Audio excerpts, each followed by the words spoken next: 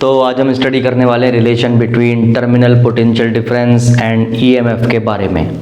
तो इस रिलेशन को स्टडी करने से पहले हमें सबसे पहले ये जानना ज़रूरी है कि ईएमएफ होता क्या है। टर्मिनल पोटेंशियल डिफरेंस है तो एक पोटेंशियल डिफरेंस, ये क्या होता है पोटेंशियल डिफरेंस, जो कि ऑलरेडी सब जानते ही हैं। पोटेंशियल डिफरेंस के बारे में एक पोटेंशियल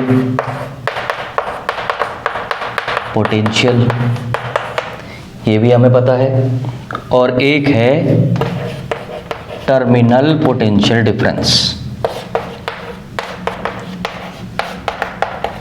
टर्मिनल पोटेंशियल डिफरेंस, तो ये चारों का एक्चुअल में मीनिंग क्या है। इसमें से हम पोटेंशियल के बारे में तो जानते हैं। पोटेंशियल क्या है? Work done to bring a unit positive charge from infinity to a point. एक पॉइंट से चले इन्फिनिटी से क्यू नॉट चार्ज उठा के 1 कूलम चार्ज और यहाँ ए पॉइंट पे ला के रख दिया, तो जो भी वर्क डन हमने किया यहाँ तक लाने में, दैट वर्क डन पर unit charge would be known as the potential of point A. ये पोटेंशियल ऑफ पॉइंट ए हो गया। उसके बाद पोटेंशियल डिफरेंस के बारे में भी हम जानते हैं। पोटेंशियल डिफरेंस में भी क्या है, ये भी वर्क डन पर यूनिट चार्ज है, लेकिन इसमें क्या डिफरेंस होता है, इन्फिनिटी से नहीं लाते, इसमें एक पॉइंट से दूसरे पॉइंट पर उठा के रखते हैं। Work done to bring a unit positive charge from one point to another point. Okay, या तो ए से बी या फिर बी से ए, तो इसमें भी वर्क डन पर यूनिट चार्ज है। टर्मिनल पोटेंशियल डिफरेंस समझने के लिए एक सर्किट बना लेते हैं पहले, और ईएमएफ को भी देखेंगे क्या है। ये एक सर्किट है, इस सर्किट में एक रेजिस्टेंस यहाँ लगा है, फिर एक यहाँ लगा है, कितने भी रेजिस्टेंसेस हो सकते हैं। यहाँ पर एक सेल है, पॉजिटिव निगेटिव टर्मिनल उस सेल का, और ये एक एक्सटर्नल रेजिस्टेंस यहाँ लगा हुआ है। ओके, तो resistance number 1, resistance number 2, resistance number 3, और ये सेल के पास होगा अपना ईएमएफ, सेल का अपना कुछ इंटरनल रेजिस्टेंस भी होगा स्मॉल आर, जिसके बारे में हम पढ़ चुके हैं। तो इस सर्किट में आपको देखना है कि ईएमएफ क्या होता है और टर्मिनल पोटेंशियल डिफरेंस क्या है। सर्किट के अंदर पोटेंशियल का कोई काम नहीं, क्योंकि पोटेंशियल होता है work done to bring a unit positive charge from infinity. यहाँ हम इन्फिनिटी से कोई भी चार्ज कहीं नहीं लेके जाते। यहाँ पर जो चार्जेस का मूवमेंट होता है high potential to low potential, positive charges move करते हैं, और निगेटिव से पॉजिटिव की तरफ हम इलेक्ट्रॉन के मूवमेंट की डायरेक्शन को मानते हैं, अपोजिट टू इलेक्ट्रिक करंट। ये बात हम सब जानते हैं। तो ईएमएफ क्या है? ईएमएफ देखिए, ईएमएफ भी वर्क डन पर यूनिट चार्ज और टर्मिनल पोटेंशियल डिफरेंस भी वर्क डन पर यूनिट चार्ज है ना। तो ऑलमोस्ट सब में सेम ही हो गया। ये भी वही है, पोटेंशियल भी वही है, ये भी वही है, और ईएमएफ भी वही है। बस डिफरेंस है, पोटेंशियल में क्या था, work done to bring a unit positive charge from infinity to a point. Potential difference क्या था, work done to bring a unit positive charge from one point to another point. Terminal potential difference नाम से पता चल रहा है, ये cell के टर्मिनल्स हैं। सेल हमने बनाया, सेल को कवर कर दिया, ये कवर लगा दिया सेल के ऊपर, तो ये टर्मिनल हो गए सेल के। पोटेंशियल डिफरेंस होता है दो पॉइंट के बीच में वर्क डन, 1 कूलम चार्ज को लाने ले जाने में। क्यू नॉट इज 1 कूलम, यही होता है। ओके, 1 कूलम को क्यों लाते ले जाते हैं, यूनिटरी मेथड लगा लेते हैं कि 1 कूलम ले जाने लाने में कितना वर्क हो रहा है, तो बाकी अगर हम ज़्यादा चार्ज लेके जाएंगे या लाएंगे तो फिर कितना वर्क होगा, कितना पोटेंशियल डेवलप होगा, ये हिसाब हम लगा सकते हैं। सर्किट के अंदर क्या होगा, हमारे पास जो रिलेशन हमें बनाना है वो बनाना है टर्मिनल पोटेंशियल डिफरेंस में और ईएमएफ में। तो पहले ईएमएफ और टर्मिनल पोटेंशियल डिफरेंस को देखते हैं। पहले टर्मिनल पोटेंशियल डिफरेंस देखते हैं। सर्किट के अंदर किसी भी पॉइंट से, point A, point B, point C और पॉइंट डी, पॉइंट ई और डी टर्मिनल्स हैं। E and D are terminals. किसके टर्मिनल हैं? सेल के टर्मिनल्स हैं। सेल बैटरी जो भी कनेक्ट किया आपने उसके टर्मिनल्स हैं। ओके, अब देखिए पोटेंशियल डिफरेंस होगा work done to bring a unit positive charge from one point to another point. A से बी आप कोई चार्ज ले जाइए, बी से ए ले जाइए, तो अगर ए से बी के बीच में आप 1 कूलम चार्ज को लेके जाएंगे और वर्क डन पर यूनिट चार्ज कैलकुलेट करेंगे यहाँ पर, तो ये वैल्यू आपको मिलेगी potential difference between A to B. A से बी में कितना पोटेंशियल डिफरेंस है वो मिलेगा, या तो बी से आप ए ले जाइए 1 कूलम चार्ज को, या फिर ए से बी ले जाइए, कहीं से भी कहीं ले जा सकते हैं आप। Work done to bring a unit positive charge from one point to another point, तो उन दोनों पॉइंट के बीच का पोटेंशियल डिफरेंस आपको मिलेगा।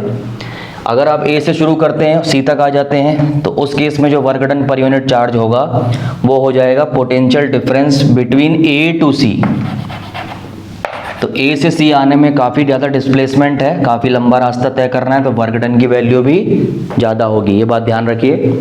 इसी तरह कोई भी 2 पॉइंट के बीच में बी से सी आप ला सकते हैं चार्ज को, तो बी और सी के बीच में अगर वर्क डन पर यूनिट चार्ज आपने किया है, आपको पता कितना किया है, बी टू सी या सी टू बी, तो फिर बी और सी के बीच में वो पोटेंशियल डिफरेंस आपको मिल जाएगा, पोटेंशियल डिफरेंस। ओके, इसी तरह इस सर्किट के अंदर ये भी 2 पॉइंट हैं, बस इन दोनों पॉइंट का स्पेशल नाम है, क्या नाम है, टर्मिनल्स हैं उसी सर्किट के।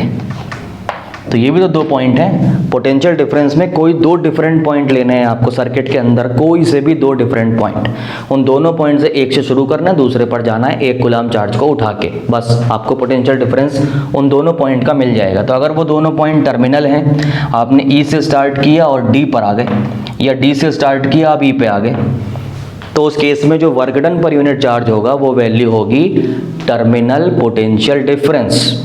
अब तक का सबसे बड़ा वर्क डन वो हो जाएगा इस सर्किट में, क्योंकि सबसे ज़्यादा रास्ता है इसमें, सबसे लेंदी पाथ है। ए से बी गए बहुत छोटा पार्ट है, ए से सी गए थोड़ा बड़ा हो गया, बी से सी में भी मॉडरेट है, एंड ए से ई आएंगे अगर आप तो भी बहुत कम है, ए से डी आ जाएंगे तो भी कम है, ई से डी में अब तक सबसे बड़ा रास्ता है। तो ई टू डी यानी कि टर्मिनल पोटेंशियल डिफरेंस बाकी पोटेंशियल डिफरेंसेस के कंपैरिजन में बड़ा है, ये भी एक रिजल्ट आप बना सकते हैं। ओके, फिर से बोलता हूँ, terminal potential difference would be greater than other potential differences in the circuit.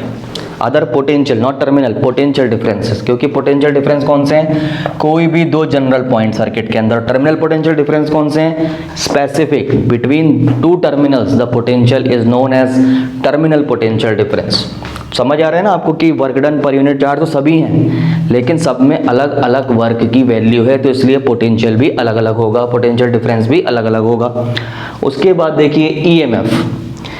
EMF क्या है, ईएमएफ भी वर्क डन पर यूनिट चार्ज है। ईएमएफ सबसे बड़ा होता है, greatest in the electric circuit, it is greatest, सबसे बड़ा है ये भी वर्क डन पर यूनिट चार्ज। इसमें क्या करना है, किसी भी पॉइंट से स्टार्ट करना है, घूम के उसी पॉइंट पर वापस आ जाना है, तो सबसे लेंदी पाथ इसमें आ जाएगा। फिर टर्मिनल पोटेंशियल डिफरेंस में भी जितना डिस्प्लेसमेंट था उससे भी ज़्यादा डिस्प्लेसमेंट इसके अंदर है, यानी कि ये वर्क डन पर unit charge EMF, electromotive force, EMF का फुल फॉर्म होता है इलेक्ट्रोमोटिव फोर्स,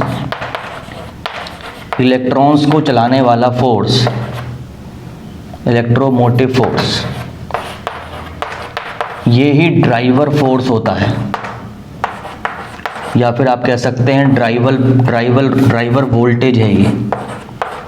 पोटेंशियल डिफरेंस को हम वोल्टेज भी बोल सकते हैं, क्योंकि ये भी एक वोल्टेज है। W/Q0 यूनिट बनेगा जूल पर कूलम, और जूल पर कूलम वोल्ट का यूनिट होता है, वोल्टेज का, पोटेंशियल का, पोटेंशियल डिफरेंस का।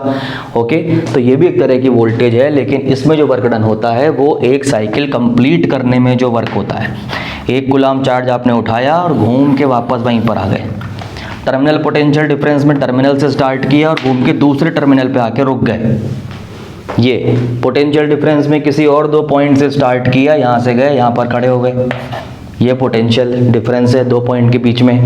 तो ये डिफरेंसेस होते हैं potential difference, terminal potential difference and the EMF. Circuit की प्रॉपर्टीज में पोटेंशियल काउंट में नहीं आता, क्योंकि पोटेंशियल लेने के लिए सिंगल पोटेंशियल, सिंगल पॉइंट के लिए हमें क्या करना पड़ता है, हमें वर्क करना पड़ता है यूनिट पॉजिटिव चार्ज को इन्फिनिटी से लाके उस पॉइंट पर रखने के लिए। तो यहाँ इन्फिनिटी का कोई सेंस ही नहीं है, सारे पॉइंट आपके अप्रोच में हैं, एक पॉइंट से दूसरे पॉइंट आप जा रहे हैं सिंपली, या सेम पॉइंट से स्टार्ट होकर वहीं पर आप आ जा रहे हैं। तो ये सारी कहानी है EMF, terminal potential difference and the potential. चलिए अब रिलेशन बनाते हैं, देखिए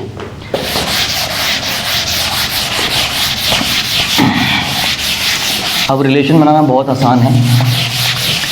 रिलेशन आपको बनाना है किस किस में बनाना है, टर्मिनल पोटेंशियल डिफरेंस में बनाना है और ईएमएफ में बनाना है। इसके लिए सर्किट लेना है आपको। ये सर्किट है, इस सर्किट में यहाँ एक रेजिस्टेंस लगाया, ये है एक्सटर्नल रेजिस्टेंस, एक्सटर्नल। फिर इसके एंड को कनेक्टिंग वायर्स की हेल्प से एक सेल के साथ कनेक्ट कर दिया और सेल का अपना कुछ इंटरनल रेजिस्टेंस है। यहाँ पर एक स्विच लगाया, सेल को कवर कर दिया। Internal resistance is R, EMF is E. EMF हमेशा याद रखिए, जो सोर्स होता है उसके पास ईएमएफ होता है। जो सबसे बड़ा है सर्किट के अंदर, जो सप्लाई दे रहा है वो सबसे बड़ा होता है और उसी का इंटरनल रेजिस्टेंस होता है। इंटरनल रेजिस्टेंस उसी सोर्स का होता है। ओके, ये कवर हमने लगाया, कवर कर दिया सेल को।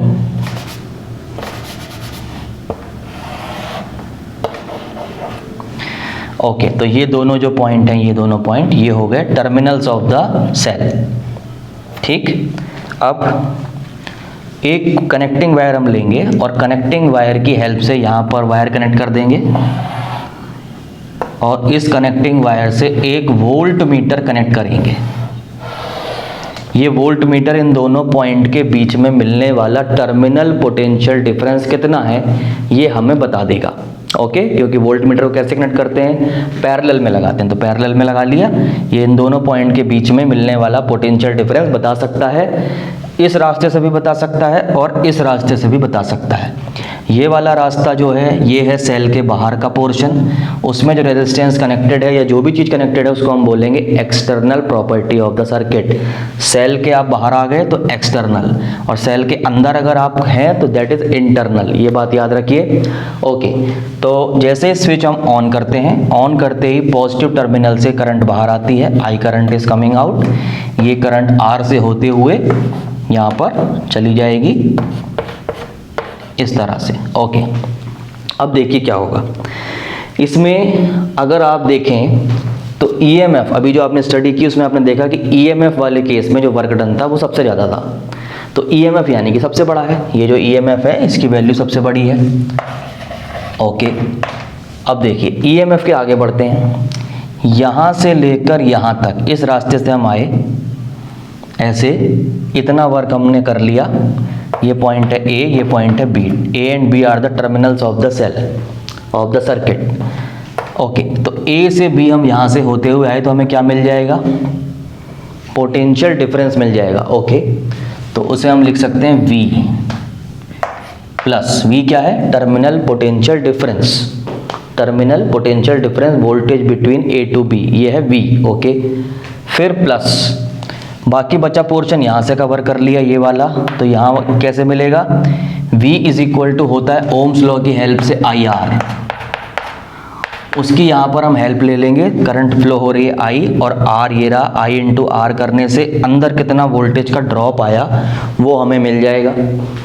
ओके, तो इसको भी हम लिख सकते हैं, ये हो गया V plus I small r, I into small r। ये तो V की वैल्यू कितनी आपको मिल गई, देखिए E आई आर को उधर भेजिए, माइनस में हो गया।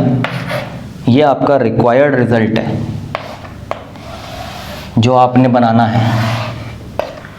This is the required result जो हम बनाने वाले थे। ये relation between terminal potential difference ये रहा एंड ईएमएफ ये रहा। अब यहाँ से कहानी थोड़ी आगे बढ़ती है, देखिए इसमें क्या क्या आएगा आगे, वेरी मोस्ट इम्पॉर्टेंट। यहाँ पर क्या है कि ये जो फॉर्मूला है ये वाइल डिस्चार्जिंग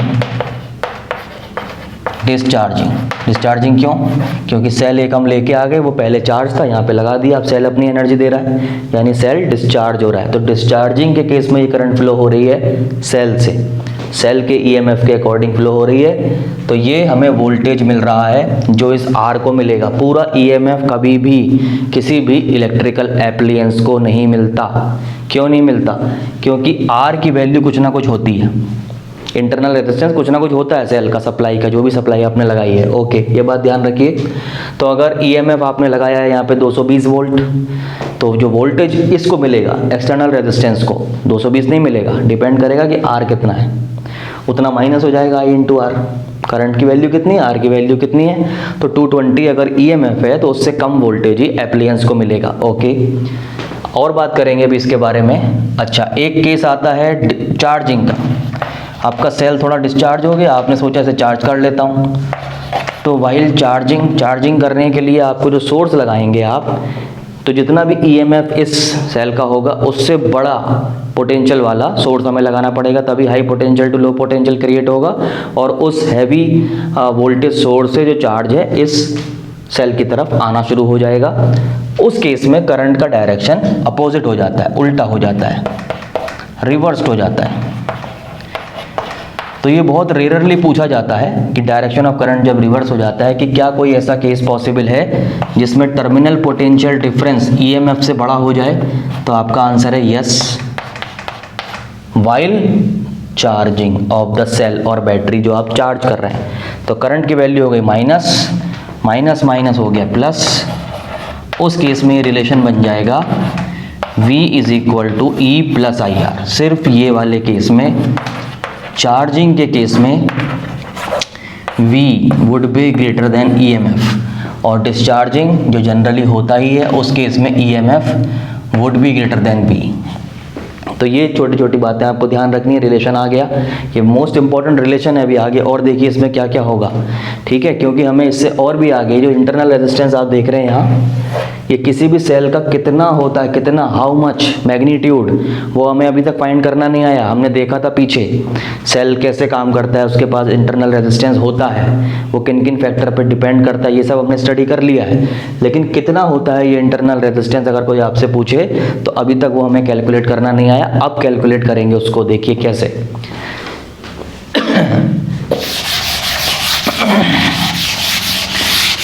बहुत आसान है।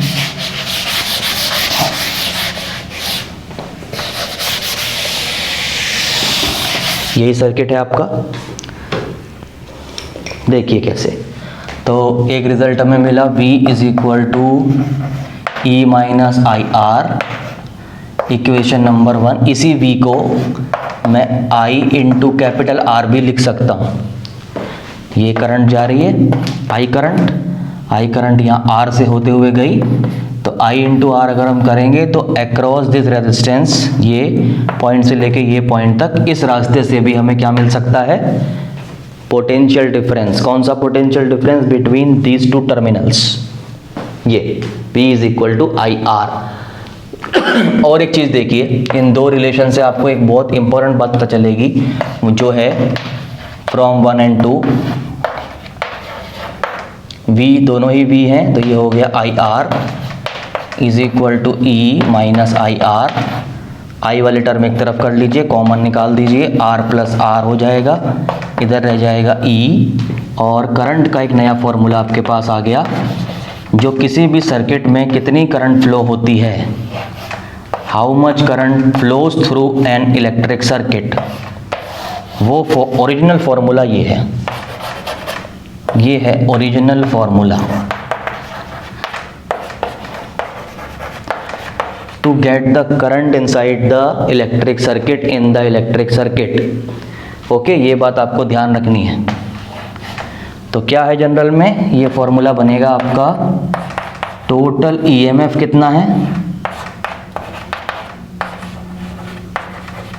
EMF and divided by total resistance, total resistance. ये ओम्स लॉ को फेल कर देता है फॉर्मूला। ओम्स लॉ में हम देखते थे कि करंट अगर निकालनी है किसी सर्किट में तो I is equal to V by R करो, करंट आ जाएगी। ठीक, ये फॉल्टी फॉर्मूला है, फॉल्टी फॉर्मूला। अब इतना इसको स्टडी किया है हमने क्लास 10th में, 12th में भी, यहाँ तक आने से पहले कहीं कहीं पर इसको यूज़ किया, अभी भी यूज़ किया, यहाँ पर भी यूज़ किया, तो फिर फॉल्टी है? तो हर केस में फॉल्टी नहीं है। पूरे सर्किट में कितनी करंट फ्लो हो रही है? फुल सर्किट का मतलब इंटरनल रेजिस्टेंस भी हो उसमें, ईएमएफ वगैरह सब कुछ होने के बाद जब करंट है तो वो कितनी करंट है? अब तक हम निकालते आते थे V/R, ओम्स लॉ से निकाल लिया करते थे, लेकिन ये ओम्स लॉ यहाँ पे फेल हो जाता है। इसका एक वेरिफिकेशन देखिए, मान लीजिए कि ये सही है, तो अगर हम चाहते हैं सबसे ज़्यादा करंट इसमें फ्लो हो जाए, तो मैंने कनेक्टिंग वायर लिया, बीच में कुछ नहीं लगाया, कोई रेजिस्टेंस नहीं लगाया, सिंपल कनेक्टिंग वायर लगाया जिसका रेजिस्टेंस ना के बराबर लिया, जीरो कर दिया उस आर को। आर तो मेरे हाथ में है, कोई चीज़ कनेक्ट ही नहीं की, ना बल्ब लगाया, ना फैन लगाया, ना एसी लगाया, कुछ नहीं लगाया, सीधे बस वायर ऐसे कनेक्ट कर दिया। ओके, तो आर की वैल्यू अगर हमने ज़ीरो कर दी तो आई कितना हो जाना चाहिए? V/0 से आई शुड बी इन्फिनिटी, ऐसा हो जाना चाहिए, लेकिन ये इम्पॉसिबल है, इम्पॉसिबल सिचुएशन है। ऐसा कभी नहीं होता किसी भी सर्किट में कि करंट इन्फिनिटी हो जाए। ओके, इसलिए ये वेरीफाई करता है कि ओम्स लॉ फॉल्टी फॉर्मूला है। अब ये फॉल्टी फॉर्मूला है तो इतना स्टडी से हमने कर लिया, इसलिए इसकी वैलिडिटी इसकी जो है ओम्स लॉ की, वो वैलिडिटी है ओनली फॉर एक्सटर्नल सर्किट, यानी कि सेल बैटरी के बाहर के पोर्शन में ये एप्लीकेबल है। सेल से बाहर आ जाइए, बाहर कितनी करंट फ्लो हो रही है, कितना रेजिस्टेंस है, दोनों को मल्टीप्लाई करिए, इन दोनों के बीच में आपको वोल्टेज मिल जाएगा। ये इस बात को ध्यान कर लीजिए एकदम, Ohm's law is valid only for external circuit. I infinity हो जानी चाहिए थी, नहीं हुई, यहाँ पर करके देखिए, R0 हो गया तो E/R से कुछ ना कुछ करंट की वैल्यू आ जाएगी, वो होती है, मैक्सिमम करंट फ्लो हो रही होगी उस समय सर्किट में। ओके, तो ये एक रिजल्ट मिला आपको कि किसी भी सर्किट में करंट फ्लो होने के लिए क्या लेना है? Total EMF divided by total resistance, capital R plus small r। और भी बात करेंगे इनके बारे में, इसको अलग नोट कर लेते हैं, यहाँ आ जाएंगे, उसके बाद आगे बढ़ते हैं। हमें इंटरनल रेजिस्टेंस पर जाना है और इंटरनल रेजिस्टेंस आप कैलकुलेट कर लेंगे। देखिए कैसे, बहुत आसानी से कैलकुलेट कर लेंगे। ये जो इक्वेशन 1 दिखाई दे रही है, इसकी हेल्प से, इसका इंपॉर्टेंस तो इतना था, यहाँ तक करंट का एक नया फॉर्मूला आपको मिला। ओके, तो फ्रॉम 1, जब आप 1 के थ्रू जाएंगे तो आपको स्मॉल r निकालना है, सॉल्व कर लेना है। इसके लिए कितना हो जाएगा? IR is equal to E minus V, ये हो गया। स्मॉल r हो जाएगा, स्टेप बाय स्टेप चलना है, कोई जल्दबाजी नहीं करनी, पहली बार में खूब टाइम लगाइए, लेकिन चीज़ अच्छी तरह समझ लीजिए, उसके बाद एक बार समझ में आ जाए, बार बार प्रैक्टिस करिए, बूस्ट योर स्पीड, और फिर निकल जाइए आगे। अब देखिए करंट को अलग अलग कर देते हैं, E/I माइनस V/I। अब देखिए ये जो V/I है, V क्या है? Terminal potential difference. ये फ्रॉम 2 से V/I की वैल्यू क्या दे रही है आपको? एक्सटर्नल रेजिस्टेंस दे रही है। V/I is equal to capital R, इसे कैपिटल R से रिप्लेस कर देंगे, ये स्मॉल r के लिए चल रहा है। अब राइट साइड से मैं कैपिटल R कॉमन निकालता हूँ, कॉमन निकाल के ये हो गया EMF divided by I into capital R minus 1। ये ट्रिक लगाई मैंने, ध्यान से देख लीजिए, कोई के वापस करिए, वापस कर दीजिए, R को अंदर मल्टीप्लाई करिए तो ऊपर वाला टर्म आना चाहिए, R से R कैंसिल होगा, E/I आ जाएगा, और R इंटू 1 R हो जाएगा, तो वापस आ जाएगा। बिल्कुल ठीक लिखा है। क्यों लिखा है? IR, ये जो I इंटू कैपिटल R है, I इंटू कैपिटल R को फिर से यूज़ कर लेना है, इस V, तो ये हो गया आपका small r is equal to R into E divided by V। Small r और कैपिटल R का ध्यान रखिएगा, ये नहीं कि स्मॉल IR, ये जो है IR इसको V लिख दिया, इसको मत लिखिएगा। ओके, E/V माइनस 1, ये आपके पास इंटरनल रेजिस्टेंस फाइंड करने का फॉर्मूला आ गया। इसका प्रैक्टिकल भी आपके सिलेबस में इंस्ट्रूमेंट आएगा इसी चैप्टर में, सेकंड लास्ट और थर्ड लास्ट टॉपिक होगा पोटेंशियोमीटर, उसकी हेल्प से हम इसे सॉल्व करेंगे। तो इस फॉर्मूला में आप देख रहे हैं कितने वेरिएबल्स हैं, 4 वेरिएबल्स। तो at least 3 variable should be given. Small R हम फाइंड कर रहे हैं तो कैपिटल आर, ईएमएफ और वी की वैल्यू आपको गिवन होगी, या फिर ऐसी कोई तरीका आपके पास होगा जिससे आप इनको फाइंड कर पाएंगे। और उसके बाद इन सबको यहाँ पुट करके small R internal resistance of the cell you can calculate. Formula याद रखिए, capital R that is external resistance, E is EMF, V is terminal potential difference. ये बात आपको ध्यान रखनी है। तो उम्मीद करता हूँ कि आपको सारी बातें समझ में आ गई होंगी कि ईएमएफ क्या है, डिफरेंस क्या है, potential difference, potential and terminal potential difference क्या है, उनका रिलेशन क्या है, कब कैसे क्या काम करता है। ओके, एक छोटी सी बात और आपको ध्यान रखनी है इसी में, कई बार आपसे ये भी पूछेंगे कि क्या कोई ऐसा केस पॉसिबल है जिसमें EMF and the terminal potential difference दोनों बराबर हैं, ईएमएफ एंड वी बराबर है। बड़े छोटे का तो केस हमने देख लिया कि चार्जिंग के टाइम पे ईएमएफ बड़ा है, सॉरी डिस्चार्जिंग के टाइम पे ईएमएफ बड़ा है और चार्जिंग के टाइम पर पोटेंशियल डिफरेंस बड़ा हो जाता है। ओके, अब की बार क्या है कि दोनों को बराबर वाली कंडीशन देखनी है कि दोनों बराबर भी हो सकते हैं या नहीं। तो वो क्या केस है, वो केस ये है, सिंपल अकेला केस ये रहा, बहुत ही सिंपल केस है। आर और यहाँ पे है सेल, इंटरनल रेजिस्टेंस, ये सेल का कवर, यहाँ पर एक स्विच दिया था, ये स्विच